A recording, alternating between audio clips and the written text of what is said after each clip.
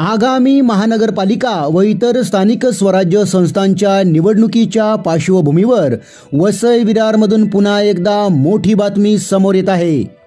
काही दिवसांपूर्वी बहुजन विकास आघाडीचे 3 माजी नगरसेवकांनी भाजप पक्षात प्रवेश घेतला आहे। आता थेट विरार शहरातच बहुजन विकास आघाडीला मोठा धक्का बसला असून विरारचे ज्येष्ठ माजी नगरसेवक व नारंगी डोंगरपाडा येथील पदाधिकारी व 2 स्लम सेलचे अध्यक्ष यांनी आज भारतीय जनता पक्षामध्ये जाहीर प्रवेश घेतला आहे।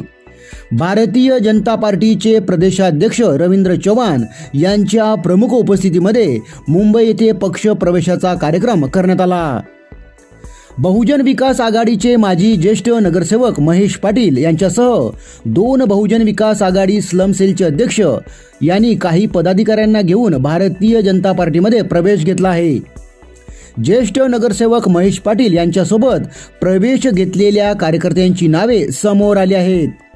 महेश पाटील यांच्यासोबत स्लम सेलचे अध्यक्ष राजेश ठाकूर, स्लम सेलच्या महिला अध्यक्षा सविता ठाकूर, रवी पाटील, राजेश पाटील, दिलीप भोईर, हर्ष म्हात्रे, सतीश चोरगे, जन्मजय प्रजापती, संदीप पाठक या नावांचा समावेश आहे।